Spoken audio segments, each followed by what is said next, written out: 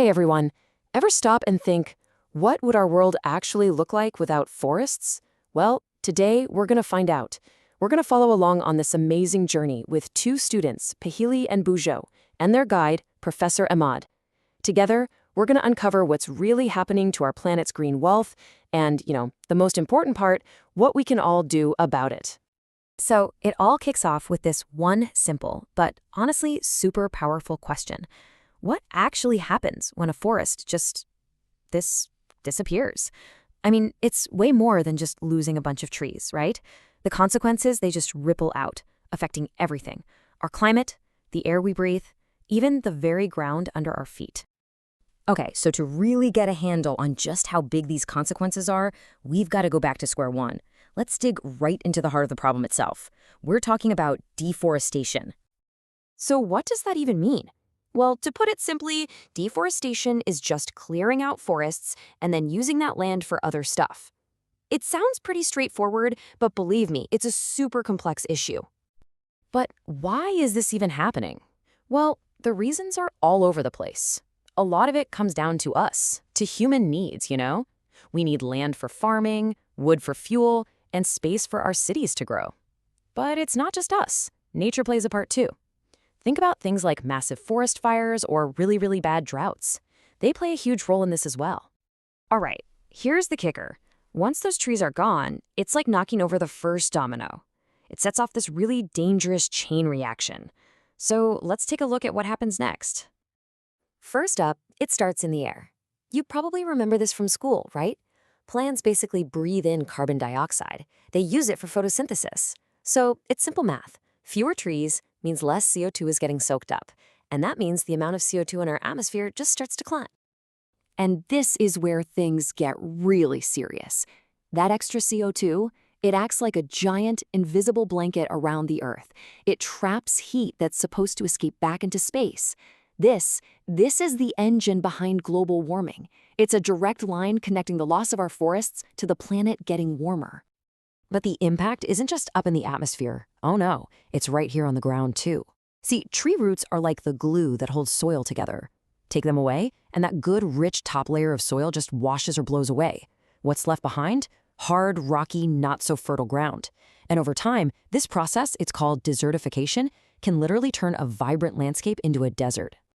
Okay, get ready for this, because it's going to sound a little weird. Deforestation creates a total paradox. On one hand, by messing up the water cycle, it can mean less rain, which leads to droughts. But wait, at the same time that eroded soil we just talked about, it can't soak up water like it used to. So when it finally does rain, what happens? Boom, you get these massive destructive floods. Isn't that wild? Droughts and floods both stemming from the exact same problem.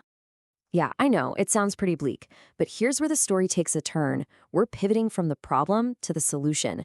So let's follow Pahili and Bujo again as they head into these incredible protected areas to see what conservation looks like on the ground. So to protect what we have left, people have set up these protected areas, but they're not all created equal. You've got wildlife sanctuaries, and their whole job is to protect animals and their habitats from being disturbed. Then you've got national parks, which are bigger, and they're reserved for all kinds of wildlife to just live freely. And then there's the big one, Biosphere reserves. These are huge areas for conserving wildlife, plants, and the traditional lives of the people who've always lived there. And this is so cool. Our students' journey takes them to a real place. It's called the Pachmarhe Biosphere Reserve, and it's a perfect example of how all these different protected areas can work together. Get this. This one single reserve has a whole national park and 2 wildlife sanctuaries inside of it. How awesome is that? Okay, so once we're inside these reserves, we get to explore one of the most important ideas in all of ecology. It's that incredible variety of life that we call biodiversity. Now, biodiversity isn't just some long list of animals and plants. No, it's the whole web. It's the variety of all living things in one place, how they all connect with each other, and how they connect with their environment. You can think of it as the engine that makes a healthy ecosystem run. An easy way to start breaking this down is to think about flora and fauna. Flora is just a fancy word for all the plant life, like the sal and teak trees you'd find in Pachmarhi. And fauna? That's all the animal life, like the leopards and wild dogs that are running around in that same reserve. Okay, so within all this biodiversity, you find some really special stuff. These are called endemic species. And what that means is these are plants and animals you can find in one specific place and literally nowhere else on the planet. That's what makes protecting them so important. And just so that idea is crystal clear, check this out. Here's a perfect example. This incredible animal, the Indian giant squirrel, it's endemic to the Pachmari area. That means its entire survival as a species is tied to the health of that one single place. So you can see why protecting the homes of these unique creatures is absolutely crucial. Because if we don't, well, they risk ending up on a really tragic list, the list of endangered species. So let's talk about what that really means. It's super important to know the difference between two words, endangered and extinct. An endangered species, like a tiger, is right on the edge. Their numbers are getting so low that they're in real danger of disappearing. An extinct species, like the dinosaurs, well, they're already gone, forever. So you might be wondering, how in the world do we keep track of all this on a global scale? Well, scientists and conservationists have this super important tool called the Red Data Book. The best way to think about it is like a global watch list. It's the official record of every single plant and animal that's in danger. And it's what helps us figure out where we need to focus our energy to help the most. So, understanding the problem and what's at stake, it kind of brings us full circle, doesn't it? If deforestation is the problem, then the answer has to be the exact opposite. We're talking about reforestation. Just look at this number for a second. 17. What is that? Well, that's how many full-grown trees it takes to make just 1 ton of paper. 1. Now, just think about how much paper we all go through.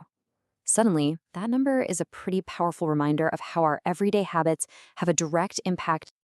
But this is what brings us to the path forward. And the good news, the really good news, is that this is something we can all actually do something about. It starts so simple. First, just save paper. Reduce the demand. Then reuse and recycle the paper we have to use. Every single sheet helps. And of course, the big one, we can all get behind the ultimate solution, which is reforestation, getting out there and planting new trees to bring our forests back. And so our whole journey today ends right here with a question. And it's not for me, it's for you.